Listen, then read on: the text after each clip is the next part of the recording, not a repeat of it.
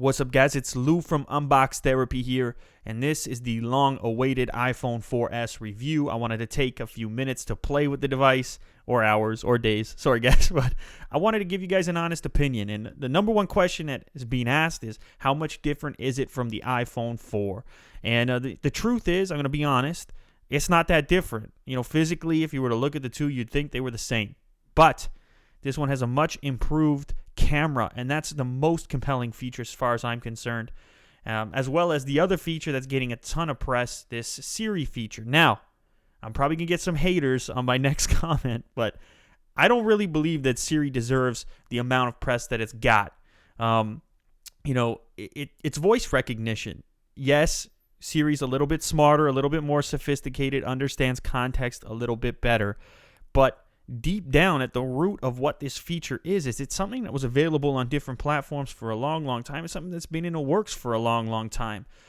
Yes, this is Apple's version, and as we know, Apple does very pretty things. They make everything run a little bit smoother, so on and so forth. But does it deserve all the press that it's gotten? I'm not sure. And here's another thing that kind of pisses me off about it, is that I don't believe it's hardware limited. You know, I've heard of people already hacking it onto their iPhone 4s, and it works properly. So what is Apple really doing here? Are they trying to, designate, or create a better reason to upgrade, trying to put features in, even though they could be available through a software update? Who the hell knows? But in truth, to me, this is more of a novelty than anything. And on top of that, it has terrible performance in Canada. Some of you guys know that I'm up here in Canada, and what that means is that finding things like restaurants and getting you out of a jam if you're lost, or even trying to find directions, all that kind of stuff does not work in Canada. Apparently, Siri is an American employee only.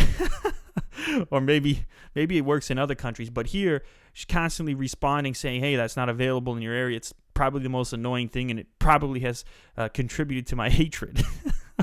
All right, enough of the hate. Let's talk about what's good. This device has moved the antennas around a little bit, and hopefully the outcome of that is improved reception. So far, I've got really good network speed in using it. A very good speed around the device. Yes, there's an A5 chip in here now, and what that means is that we're getting improved performance, and the device is behaving very quickly, responding very quickly. The web browser just moves right along, and I'm going to go ahead and say that this is definitely faster than my Nexus S, which I've been using, pinch to zoom, so on and so forth. This thing behaves exactly the way that it should, and then some. So definitely not complaining at all about the speed in and around the device. Again, though, in comparison to the iPhone 4, is this a deal breaker? Are we talking about saving an entire afternoon while browsing the web because it's that much faster? No, we're not talking about that level. But now, let's get to the good stuff.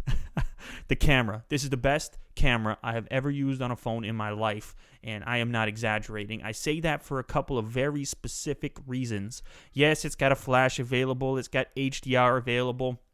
It's got a grid available if you want to use that to line things up.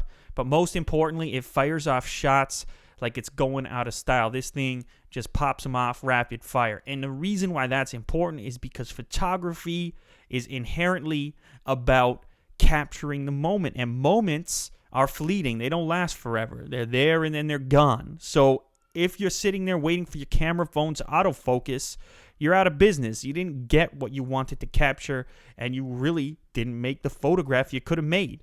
So this particular device is an experience to use it. You guys know I'm into photography. I'm into making videos here, but it's a real experience to use. You got a physical button now when you're taking photos, and that has a big impact. Hey, it also does 1080p video now.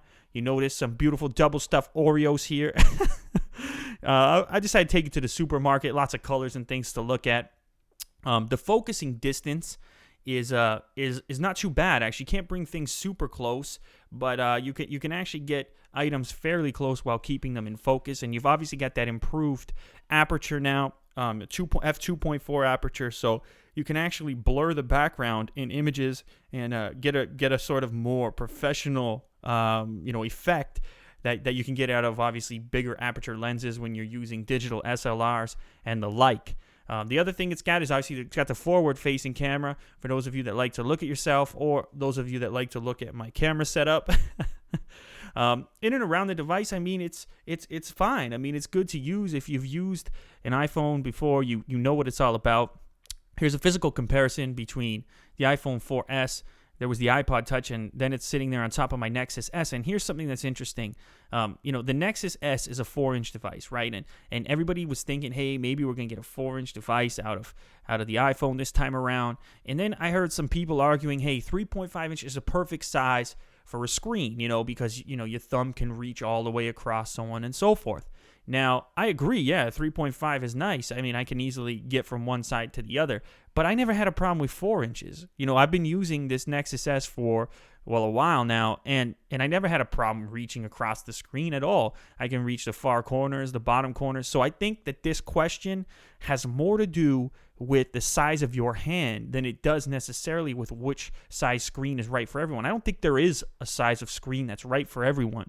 And as a result, I think you got to try these devices out. If you can't use it with one hand, if the screen is so big that one-handed operation becomes difficult, then I'd say it's probably too big for you and you got to look elsewhere. But I've never had a problem with 4 inches, so if Apple did release a 4-inch iPhone, I don't think things would change that drastically. I think I could still very easily operate it and probably enjoy it more because of that fact. So anyway, guys, I don't want to come off sounding like a hater. This phone is beautiful to use, and I would totally consider replacing my Android phone if it had a couple more things. Like, I've grown so used to the back button on my Nexus, I just couldn't imagine living without it. But if you're a photographer, if you're into taking images on the run with a device that is always on you, you cannot beat this phone. I mean, this thing is unlike anything I've used before in a phone. So if that is the number one thing that you use your phone for, besides making calls and texting,